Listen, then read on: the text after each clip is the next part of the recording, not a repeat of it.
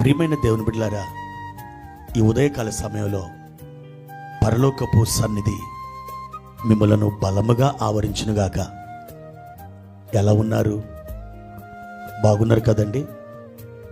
దేవుడు నిన్న మొన్న మిమ్మలను ఏ రీతిగా బలపరిచారో, అద్భుతమైన దేవుడు ఈ దినము కూడా మిమ్మల్ని బలపరచబోతున్నారు. ఒకవేళ గడిచిన దినాల్లో ఏ విషయములోనైనా మీరు అపజయం నొంది ఉండొచ్చు, కానీ శుభదాయకమైన గడియను ఈ దినాన ప్రభు మీ యొద్దకు నడిపించి ఒక విజయాన్ని ఆయన మీకు దయచేయబోతున్నారు. ధైర్యంగా ఉండండి. ప్రభు తప్పకుండా మీకు మేలునే చేయను ఉద్దేశం కలిగి ఉన్నాడు. మీ నిరాశ ఒక అద్భుతమైనటువంటి విజయముగా మారబోతుంది. ఆశతో వేచి ఉండండి. ఈ దినం పరిశుద్ధాత్మ దేవుడు మనకు ఏర్పాటు చేసిన వాక్య భాగాన్ని చదువుకుందాం. ఆదికాండము 1వ అధ్యాయము 2వ వచనం. భూమి నిరాకారముగాను శూన్యముగాను ఉండెను, చీకటి అగాధ జలము పైన కమ్మి ఉండెను, దేవుని ఆత్మ జలముల పైన అల్లాడుచుండెను. ప్రియమైన దేవుని బిడ్డలారా, ఆదిలో దేవుడు ఈ సృష్టిని ఆయన ప్రారంభిస్తున్నప్పుడు ఆశ్చర్యకరమైనటువంటి విధానంలో తన శక్తిని విడుదల చేసి ఒక్కొక్క దినం ఒక్కొక్క ఐటెం ఆయన సృష్టిస్తూ ఆయన తన మహిమను బయలుపరుచుకుంటూ వస్తున్నాడు. మొదటి వచనంలో ఆదియందు దేవుడు భూమి ఆకాశములను సృజించెను అని వ్రాయబడినటువంటి మాటలు మనం చూస్తాం. 2వ వచనంలో భూమి నిరాకారముగాను శూన్యముగాను ఉండెను అనే మాట మనం చూస్తాం. దేవుడు సృజించిన భూమి నిరాకారముగా ఎందుకు మారింది? దేవుడు భూమిని నిరాకారంగా ఉన్నట్లు చేశాడా? పరిశుద్ధ గ్రంథంలో మరొక చోట ఇదే సందర్భం విషయమై యెషయా గ్రంథం 45వ అధ్యాయము 18వ వచనంలో ఇలాగ రాయబడి ఉన్నది.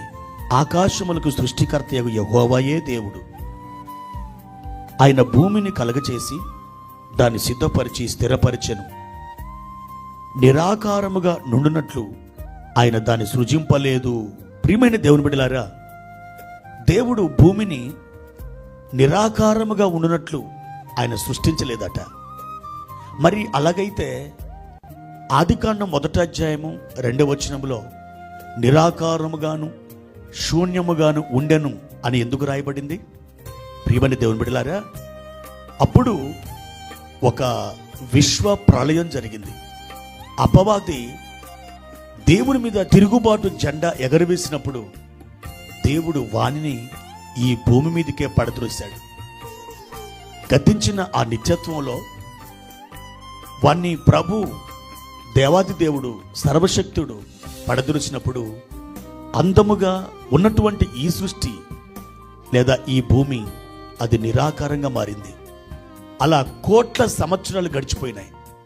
అప్పుడు దేవుడు పాడైపోయినటువంటి ఈ సృష్టిని ఆయన అందమైనదిగా నివాస యోగ్యమైనదిగా చేయడానికి పూనుకున్నాడు. ఆ విధంగా 6 దినాలు ఈ సృష్టిని పునరుద్ధరిస్తూ ఆయన అందమైనటువంటి సృష్టిగా మార్చడం జరిగింది. అయితే ఇక్కడ ఒక మాట మనం గమనించుదాం. నీ జీవితంలో కూడా ఒకవేళ నిరాకారమైన పరిస్థితులు సంభవించాయేమో, నీ జీవితంలో శూన్యం అనేది ఏర్పడి ఉన్నదేమో.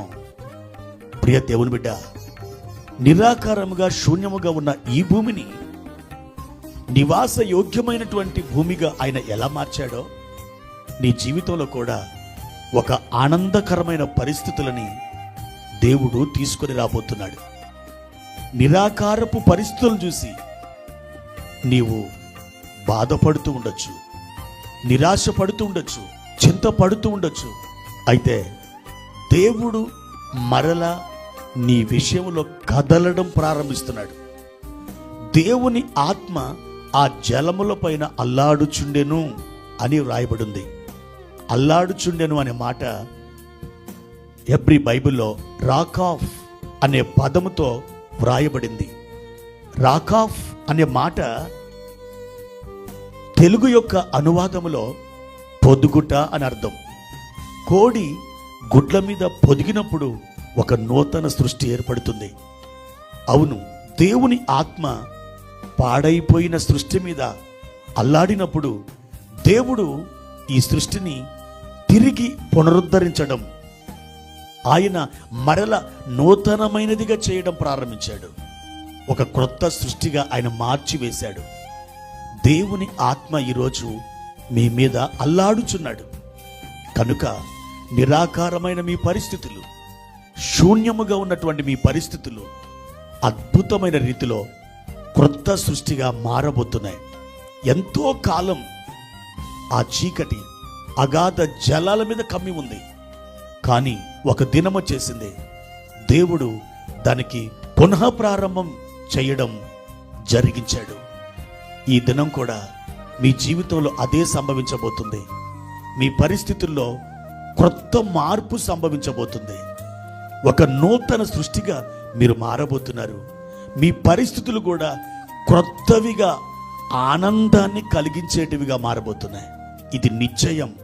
మీ మీద దేవుని ఆత్మ అల్లాడుచు ఉన్నాడు కనుక పూర్వకాల పరిస్థితులు ఎంత మాత్రం ఇక మీదట మీ జీవితంలో కొనసాగవు.